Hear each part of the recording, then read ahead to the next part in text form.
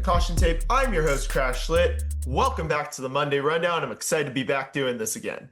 So here we are for the second Monday Rundown of Season 2. And before we get into the episode, be sure to like, comment, subscribe if you're watching on YouTube. Be sure to give the show a follow if you're listening to it on an audio platform, whether it's Apple, Spotify, or any of the others. We should be on, just have distribution pretty much anywhere. But if you don't, please reach out and I will see what I can do to get that resolved. But yeah, so a lot going on, and probably the biggest thing is football is back in 5 days, and I could not be more excited. And definitely want to talk about that, even though yes, I did just turn 23 today.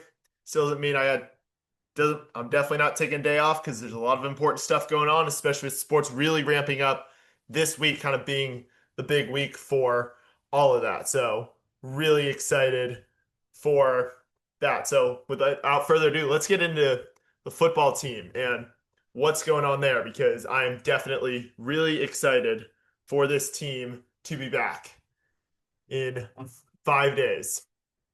So USC will take on Missouri State on Saturday at 4:30 p.m. on the Big Ten Network.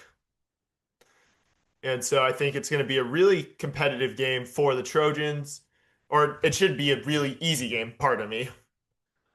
But still, definitely one USC needs to come into really strong, especially with, not coming in with any preseason rankings by the AP or coaches' polls. So my thoughts on this team were, so kind of overall give my thoughts on this team and kind of what I know about what I've done with my research on Missouri State. So pretty much I'm really hoping to see Jade Mayava play well, and I think he can. He fits the profile of a quarterback that Lincoln Riley likes to have. Like, he may not be as good as, Caleb Williams was 2 years ago, but he's got that potential. He's got the mobility and he can throw.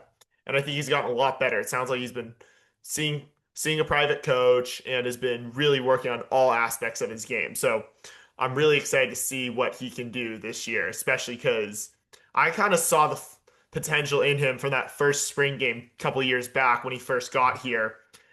And I honestly thought he had a shot to be the starter, even though the job eventually went to Miller Moss. And he definitely was raw and didn't play perfect, obviously, but he knows how to stay really even keeled.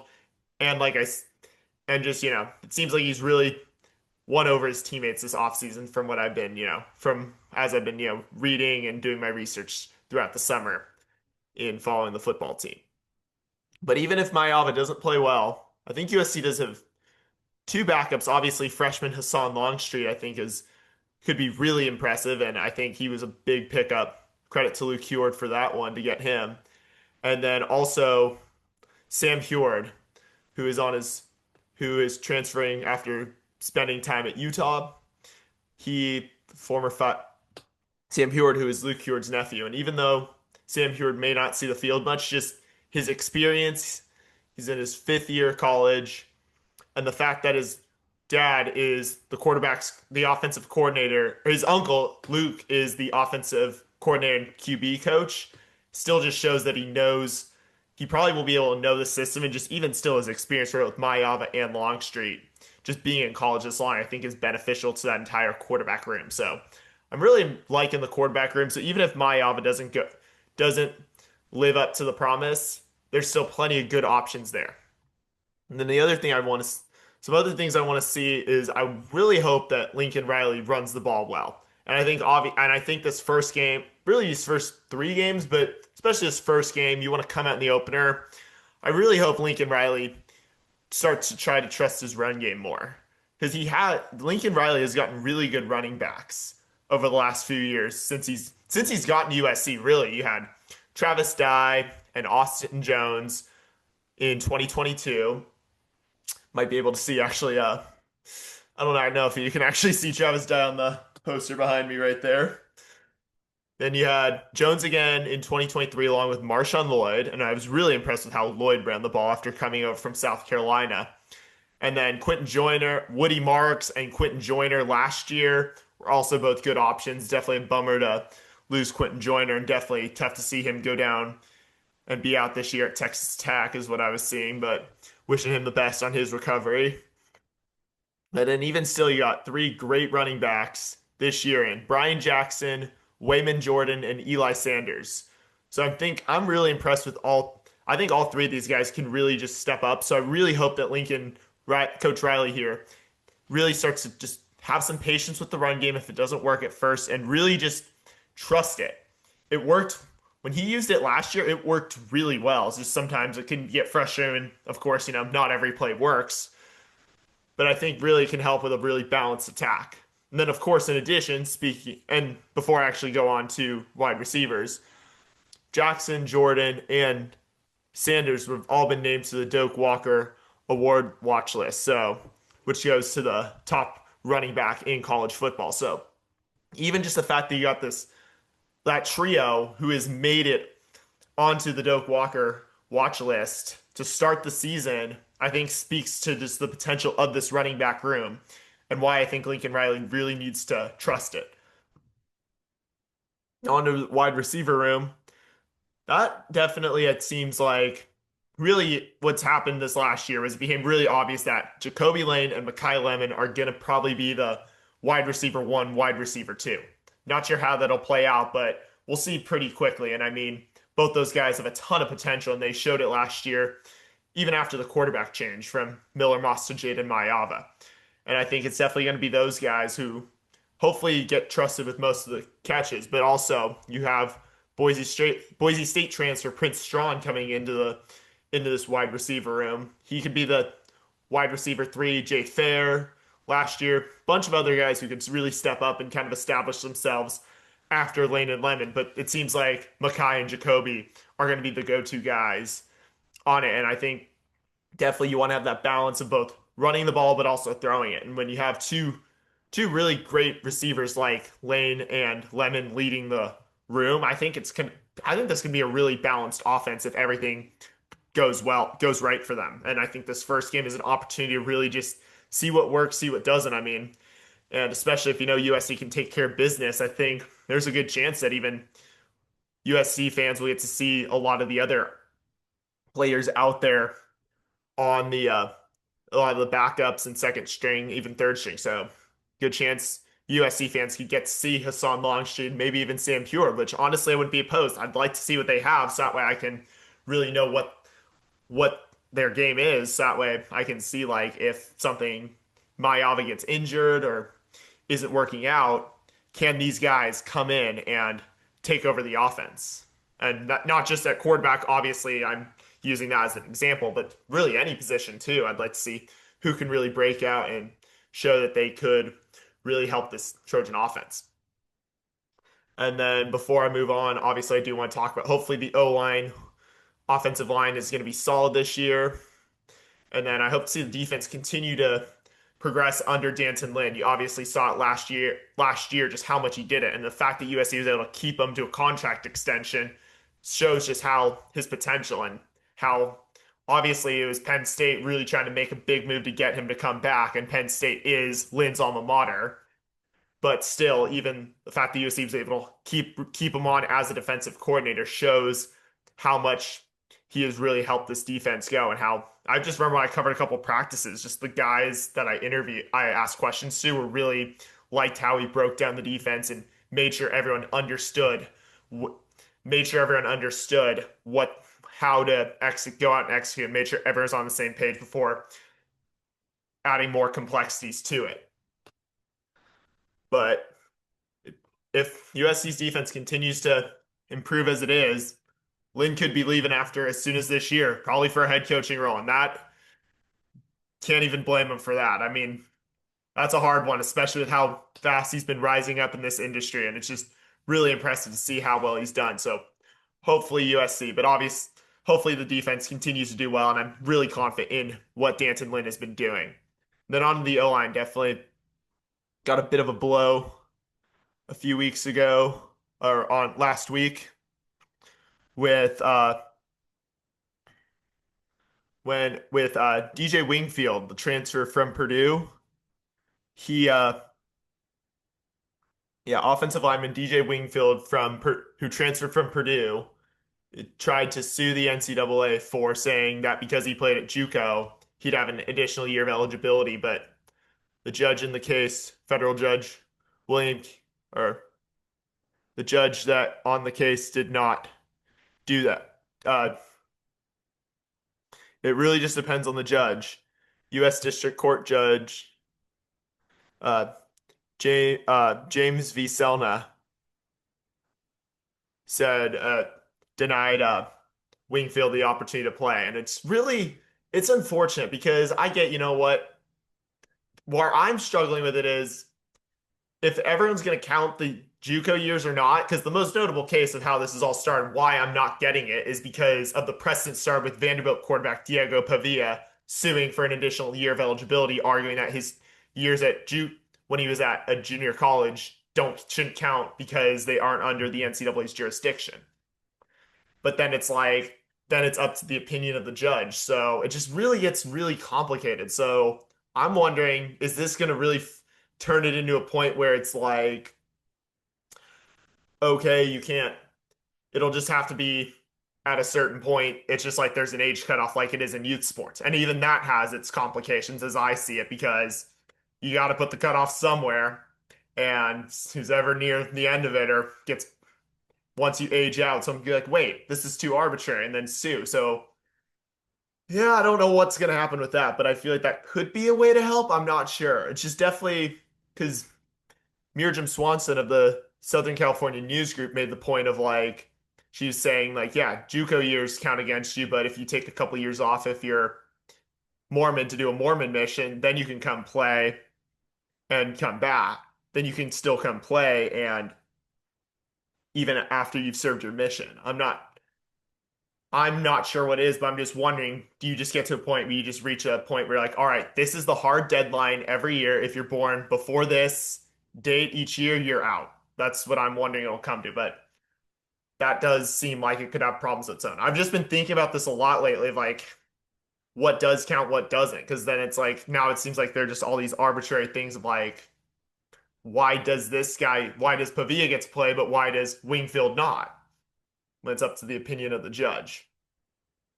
So we'll see what happens there. And then finally, before I talk about about Missouri State briefly, I do want to bring up a couple more preseason award watch lists that have come out in the past week.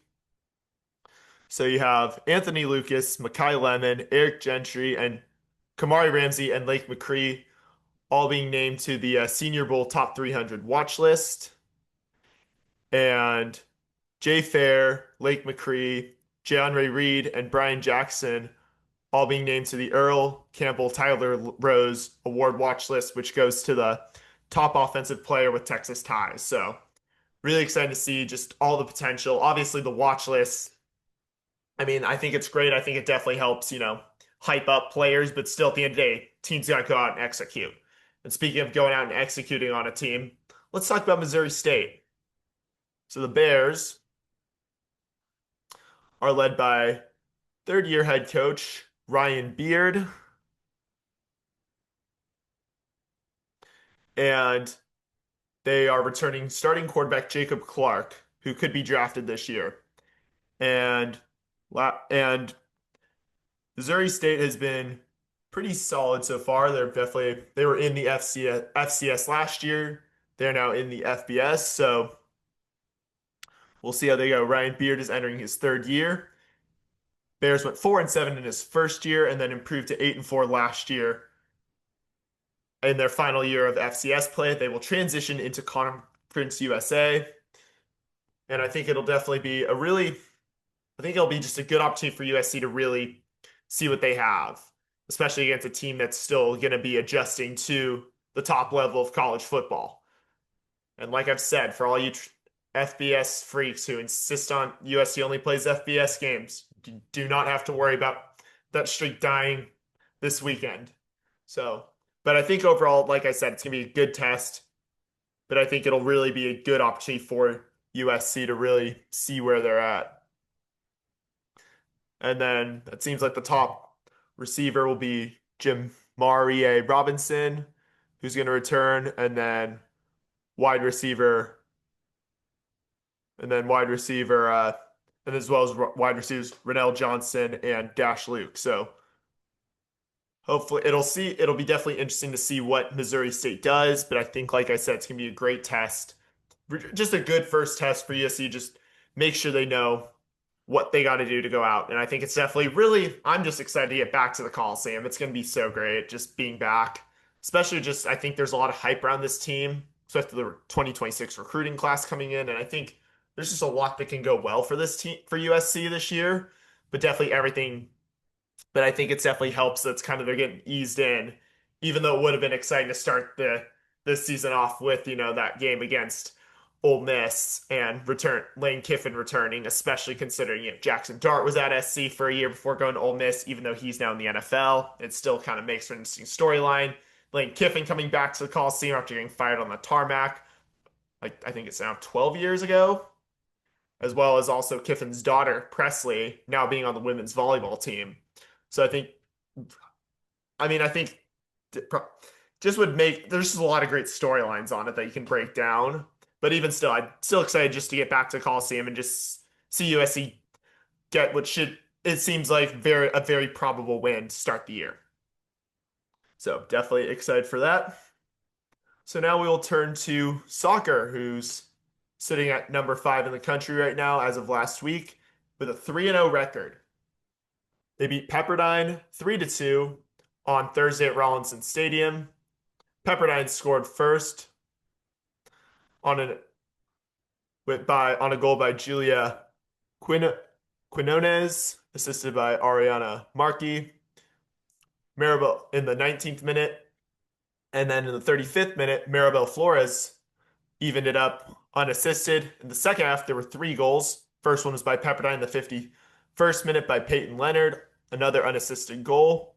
In the 55th minute, not even 4 minutes later, USC countered with a goal by Faith George.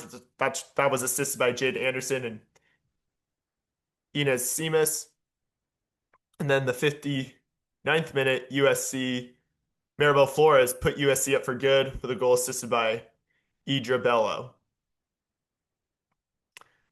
And I think it really just, and both Flores and goalkeeper Bella Grust were named the women of the match for their performances. Grust had 4 saves and stopped 2 PK penalty kicks, which is really impressive. And then Flores had 2 goals in 80 minutes on the pitch. The Trojans then followed up 3 days later with a 3-0 win against New Mexico State at Rawlinson Stadium. Action got started early. Not even 3 minutes in, Faith George scored, assisted by Inez Darian and Jaden Anderson. 6 minutes after that, Anderson put in a goal with assists by Darian and Allison Hu. The 35th minute, Hana Mizumoto scored an unassisted goal, I believe, for her first goal of her career. And in the 66th minute, so back in the second half, Inez Darian scored on a goal assisted by Jaden Anderson. And for her performance, Anderson was named the woman of the match, having a goal and 2 assists. So it just seems like this soccer team is playing really well. Head coach Jane Alukonis has done an amazing job ever since getting here, and just especially after the Elite Eight run, the Big Ten title, this USC team looks really good. And they got kind of one more game that I think can probably help them tune up before they really have I'd argue, their first big test. They'll face Portland on Thursday night at 7 p.m. That you can watch that on the Big Ten Plus. It's a manageable match. The USC needs to come ready, given that any team can come out and play well, especially as USC saw against Pepperdine, and also because they got a tough game against the number 2 team in the country in the Stanford Cardinal, coming to Rawlinson Stadium last year, or a week from Thursday. So USC's got a couple big matches coming up to close out the non-conference schedule before getting into conference play. So that's pretty much what's going on there. Then on to women's volleyball, whose season kicks off Friday night when they host Denver at 7 p.m. on Big Ten Plus at Galen Center. And then we'll also play at LMU, who went 25-6 last year and made it to the second round of the NCAA tournament on August 31st at 1 p.m. You can watch that on ESPN Plus. So Trojans were picked 6th in the preseason Big Ten poll, ranked 21st nationally. And I think USC should be able to take care of both these teams. They got a lot Obviously, as I've talked about, they did lose both Mia Tuaniga and Ali Batenhorst, but still should be returning a lot of key players in Adanya Famuina, Leah Ford, Gala Trubent, to name a few. And then obviously they had solid freshman class who, as I've talked about when I was at Big Ten Volleyball Media Days, I was told has really bought into the team culture and is really bought in and just excited to be competing this fall. So I'm really excited to see what this team has. I'll definitely have more. I think USC should be able to take care of both these games, especially with Denver going 13 and 15 last year. But USC did lose to DU 3 years ago, but obviously it was different coach, fully different team because that was 3 years ago. But still, LMU should also be an interesting game. I think that team's going to look a little bit different than the one that did really well, especially after former head coach Trent Kirsten departed to take the head job at Oregon. But still should be good matchups for both these for USC, especially to start the season. And I'm really excited just to be back and just cheer this team on this weekend. So I think that'll definitely be a lot to talk about there, especially as I see once I see this team in action. And then yeah, they did have an exhibition matchup against Pepperdine over the weekend, but fans were not. It was not open to the public, and it was kind of, I think, more low profile. Couldn't find much. I think they were trying to keep it under the wraps. There's definitely a little bit of stuff, especially with Pepperdine kind of was promoting on their side, and people were asking me a little bit about it. I'd suspect that if it was open, they would have been more. I feel like USC would have been more public about it. Now let's move to men's water polo, who's starting the season ranked number 2 in the nation, and I think has a lot of potential to go well. They had their first ever MPSF water polo media days last week, which if I'd known about it, definitely will keep an eye out more for it in the future going forward. I'd have definitely looked to go cover it and then do an episode from there, especially because it was in Costa Mesa, so not far from where I'm at all here in Newport Beach, especially because that's where I'll be recording now here in my new studio. As you can see, I obviously kept all the posters and stuff, but let's get on to water polo. They open the season in La Jolla at the Triton Invitational. So on Friday they'll face host UC San Diego at 1:30 p.m. And then on Saturday they got a doubleheader with George Washington at 9:20 a.m. And then at 2:40 in the afternoon they'll take on UC Santa Barbara. And then on Sunday they will close it out with a 9:20 a.m. bout against San Jose State. So I think these are games that'll help USC start out strong. But definitely I'm really excited about this team. I think obviously head coach Marco Pinturich has done a great job over the years, and I think will continue to keep this team competing well and have a shot at a championship. Definitely tough to see them fall short the last few years, but they're always in it. Like there's one of the teams you can never really bet against to win it. Like USC water polo for both men's and women's is one of those sports where it's one of those ones they can win it every year if everything goes right. So I'm really excited for this team, especially when they get back to Watangzu. Then our final sport that we'll talk about, and then I'll always talk a little bit about some schedules that have been released, is cross country. They have their first meet on Friday night in Malibu for the Pepperdine Waves Invitational. The 4K will start at 5:15 p.m. at Alumni Park. And then one runner to watch was Jacqueline Duarte, who was named to the Big Ten preseason list and the women's runner to watch. So definitely one of 8. She was honored alongside 18 other Big Ten athletes. So really excited. I think definitely opportunity to start the season out strong for cross country team. And definitely, even though they don't have any matchups at home, they'll still definitely a few opportunities, definitely at least just keep an eye on what's going on with them. And I'll definitely bring you the results of how this weekend's meeting goes. So finally, before I get to closing out, the final thing I do want to discuss are a few teams that have dropped schedules. Notably, swim in the past week have included swim and dive, men's tennis, women's golf, and men's basketball dropped their non-conference schedule. And I do want to talk about the men's basketball because they got definitely some interesting matchups. They'll have 2 exhibition games against LMU at LMU on October 18th, and then at Grand Canyon on October 25th. They'll open the season on November 3rd against Cal Poly. But one game that caught my eye pretty early on, their third game of the season, they'll take on Illinois State at Intuit Dome, so the home of the LA Clippers. And that's one that definitely, if I can make it work, at least gonna see if I can at least look at going to. I definitely need to see what else is going on those days and where everything goes for me with work and all that. But I think that one, just the option to play it into a dome, I think is really exciting for this team because it's one not far from USC. So it's one that definitely a lot of fans could probably make it to. And it's happening during homecoming weekend. So they kind of picked it perfectly. It's on November 14th. And two, I think it's just obviously a cool environment. I've heard a lot of great things about it.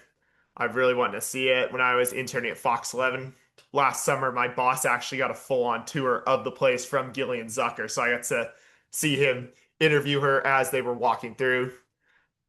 Yeah, my boss was Kyle Kraska, so it was great to learn from him and just see how he interviewed and just see how they incorporated that onto their nightly broadcast. But it was really cool to kind of see that and just learn about just the vision Steve Ballmer had for that place. So just because of just what went into building it and how Ballmer and Zucker executed it, it's kind of cool to see, especially because the whole idea is no lines. Like the whole idea is like I think as Zucker put it to Kraska was the whole idea is you don't have to wait in line for food or for the bathroom or for pretty much anything. It's just like I think the idea is it's like you're watching the game on your couch.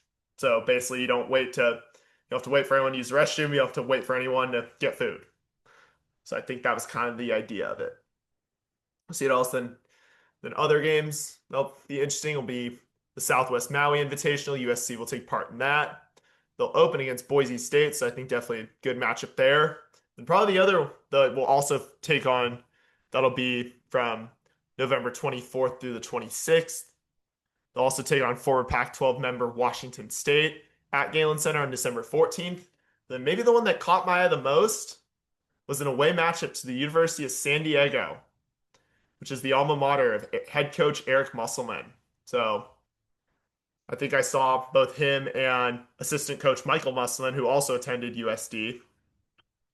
Musselman's son, who's on staff there, one of the assistant coaches, were really hyping that game up on their Instagrams, even when USD announced their non-conference schedule and hyping that up. So I think it's definitely will be interesting to see the homecoming reaction for Musselman, especially with how deep the family's ties run down there and having him gone to USD, which is definitely, I've been there, I toured it, it was one of my top choices. I mean, don't get me wrong, I'm absolutely happy I chose USC, but it's definitely one that was way up there. It's my 1 and 2 were USC and USD. I know I chose right come to SC, but didn't make I'm just gonna say this, didn't make it easy, but I'm always fight on forever now. Don't worry. Don't worry, Trojan family. You don't have to worry about me. But it'll definitely be an interesting one for sure on December 9th. So I think that'll be a really, really, I think a really interesting and cool atmosphere for both USC and USD just because of the ties Musselman has to USD. But before I close out now, I do want to now announce that going forward, I am planning on starting a new segment, actually new segment at the end of each episode where I take questions from you. What do you all want to know about USC athletic programs that you care about? What can I try to answer for you? So every Sunday night on both my Instagram and X pages, so be sure to follow me at CrashLit, I will be posting a question box or question tweet X, whatever we're calling it these days. And you all can drop your questions in there and I will do my best to get them answered. So whatever you want me to try to answer about USC, I will do my best. And then finally, before we go, so I'm still at 1-0 on the year, still 312 and 119 all time now. My plans for this week are I will go to soccer. I'm assuming everything works out. Most likely it'll be soccer on Thursday, women's volleyball on Friday, football on Saturday, and then women's volleyball at LMU on Sunday. And before we go, I do want to announce I got the next guest lined up. Maybe some of you saw it yesterday, but for those of you who didn't, I have USC women's volleyball alum and current Purdue volleyball middle blocker, Lindsay Miller, joining me tomorrow on Behind the Caution Tape for a one-on-one conversation. I think it'll definitely be really exciting to hear from Lindsay, especially because she came from USC as a junior after spending her first years of college at Notre Dame, spent the last 3 years with SC, and is now at Purdue for her graduate year. Definitely wishing her all the best. But it'll definitely be exciting when Purdue comes to town in a couple months for volleyball season. So really excited to have her on. So looking forward to that. And that's going to do it for us here on Behind the Caution Tape. Thank you all for joining. Be sure to like, comment, subscribe, share, and put the word out for me. It's been a ton of fun doing this. It means the world to me when y'all show love, show support. I'll see y'all tomorrow morning with when Lindsay joins me here and fight on.